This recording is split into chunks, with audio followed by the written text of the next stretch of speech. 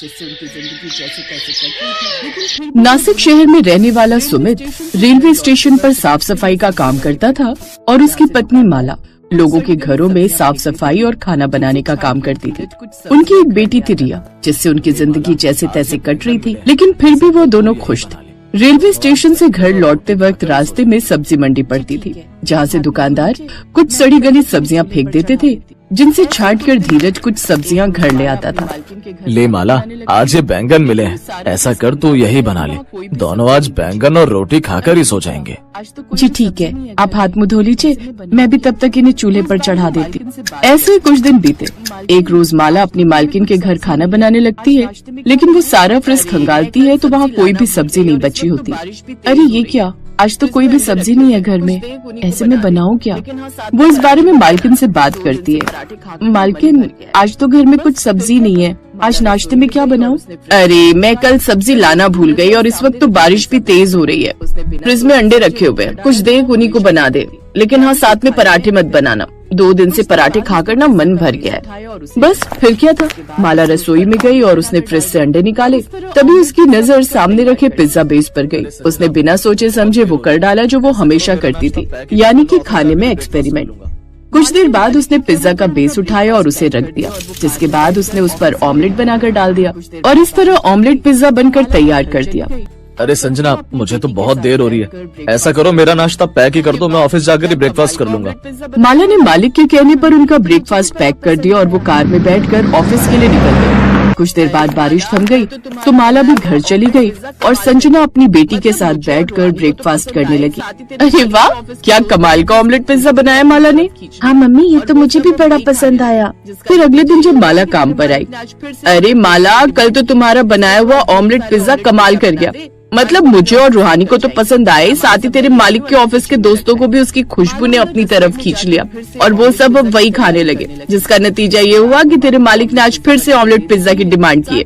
इसलिए तू आज ढेर सारे ऑमलेट पिज्जा बना दे, आज वो अपने ऑफिस लेकर जाएंगे। सामान सब मैं ले आई हूँ, अंदर किचन में रखा है। माला अंदर रसोई में जाकर फिर से ऑमलेट पिज्जा की तैयारी करने लगती है। इसके बाद वो मालिक को ऑमलेट पिज्जा बनाकर दे देती है। साथ ही उस रोज रूहानी और संजना भी 2-2 ऑमलेट पिज्जा खाते हैं। अब आखिर में 3 ऑमलेट पिज्जा बच जाते हैं। काम खत्म करके माला घर जाने लगती है, तब संजना उससे, अरे माला, ये 3 ऑमलेट पिज्जा तू भी घर ले जा, तेरी बेटी भी चख लेगी। संजना वो ऑमलेट पिज्जा लेकर घर आ जाती है और उस शाम वो खाने में वही खाते हैं। माला की बेटी और पति भी जब वो पिज्जा ऑमलेट खाते हैं तो उसकी खूब तारीफ करते हैं। अरे बाबा जी से देखो मेरी तारीफ किए जा रहा है।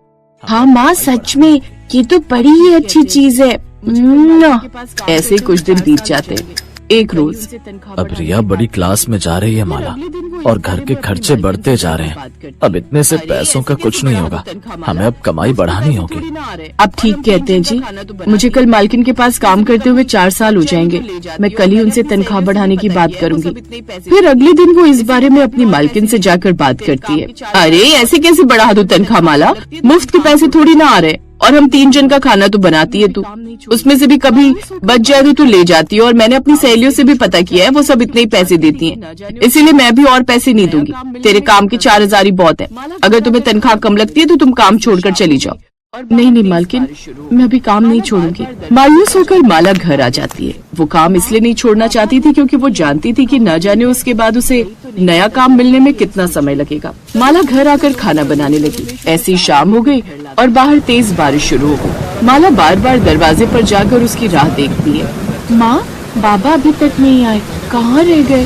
वही तो नहीं पता रिया, मैं भी यही सोच रही हूँ। तभी धीरज का दोस्त रमेश और उमेश उसे सहारा देकर घर लाते। भाभी जी, बारिश में घर आ रहा था और इनका पैर गड्ढे में फंस गया, इस कारण इनके पैर में फ्रैक्चर आ गया और अब डॉक्टर ने इन्हें 1 महीने तक बिस्तर पर लेटने के लिए कहा है। हे प्रभु, पहले ही हम गरीबों पर मुसीबतें कम थी जो और डाल दी, अब हम क्या करेंगे? 1 महीने की बात है, फिर सब ठीक हो जाएगा। अच्छा, तुमने अपनी मालकिन से पैसे बढ़ाने की बात की? हाँ सुमित, लेकिन उन्होंने मना कर दिया। खैर, अब मैं खाना बना देती हूँ। फिर माला सबके लिए खिचड़ी बनाती है, जिसे खाकर वो सो जाते हैं। फिर अगले दिन जब वो काम पर जाती है तो देखती है कि मालकिन के घर का दरवाजा कोई और नौकरानी खोलती है। तू कौन है रे? मैं यहाँ काम करती हूँ। करती हूँ नहीं, करती थी, अब मालकिन ने मुझे काम पर रख लिया है। क्या मतलब? एक बार मालकिन को बुलाओ। तभी संजना बाहर आती है। क्या बात है माला, तुम्हें समझ नहीं आता? अब से तुम्हें काम पर आने की कोई जरूरत नहीं है। तुम पैसे बढ़ाने की बात कर रही थी। ये देखो, मेरी फ्रेंड ने तुमसे भी आधी तनख्वाह में लड़की दी है। ये सिर्फ 2000 में यहाँ काम करने के लिए तैयार है। ये लो अपना हिसाब, और अब से काम पर आने की जरूरत नहीं है। लेकिन मालकिन, कहा ना, आप जाओ यहाँ से। माला वहाँ से चली जाती है और अब वो काफी परेशान हो जाती है और घर आकर ये बात सुमित को बताती है। आप चिंता मत करिए, कुछ न कुछ उपाय निकल आएगा। अच्छा रिया बेटी, तुम अपने बाबा का ख्याल रखना, मैं तब तक मंडी से कुछ सब्जियां बिन कर ले आती हूँ। अब वो बाजार चली जाती है और कुछ देर बाद मंडी से छांट कर कुछ सब्जियां इकट्ठी कर लेती है। फिर घर लौटते वक्त माला की नजर सड़क किनारे लगे तरह तरह के ठेलों पर जाती है, जिसमें कई तरह का खाने का सामान बिक रहा था और लोगों की उनके पास अच्छी खासी भीड़ लगी हुई थी। आजकल लोगों को ये ठेलों का खाना कितना पसंद आता है। क्यों न मैं भी अपना ऐसा ही कोई ठेला खोल लूं, लेकिन आखिर क्या बनाकर बेचूं?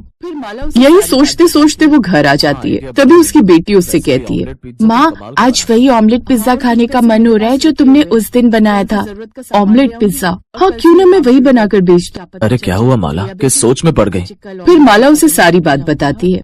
हाँ, आइडिया बुरा नहीं है। वैसे भी ऑमलेट पिज्जा तुम कमाल का बनाती है। हाँ, और कुछ पैसे मेरे पास रखे हुए हैं, मैं उनसे जरूरत का सामान ले आऊंगी और कल से ये काम शुरू कर दूंगी। क्या पता चल जाए। रिया बेटी, मैं तुझे कल ऑमलेट पिज्जा बनाकर खिलाऊंगी। हाँ। अगले दिन उसने ऐसा ही किया। उसने पड़ोस के शर्मा अंकल के पास से उनका पुराना खड़ा ठेला खरीदा और फिर उसमें जरूरत का सामान लेकर ऑमलेट पिज्जा बनाकर बेचने लगी। ऑमलेट पिज्जा, ये नाम तो पहली बार सुना है। खाकर देखते हैं, कितने का बहन जी? सिर्फ 8 रुपए का। अच्छा, फिर तो एक बना दीजिए। अब इसके बाद एक के बाद एक और भी ग्राहक उसके पास आने लगे और पहले दिन ही उसकी अच्छी कमाई होने लगी। पूरी 600 रुपए की कमाई हुई है। अब धीरे धीरे माला के पास और भी ग्राहक आने लगते हैं और कुछ ही दिनों में उनके पास और भी ग्राहक आ जाते हैं। अब धीरे धीरे माला के पास हर दिन के साथ ग्राहक बढ़ने लगते हैं और 20 दिन बाद ही वो 600 से 1000 रुपए कमाई एक दिन में करने लगी। कुछ ही दिनों में वो फेमस ऑमलेट पिज्जा वाली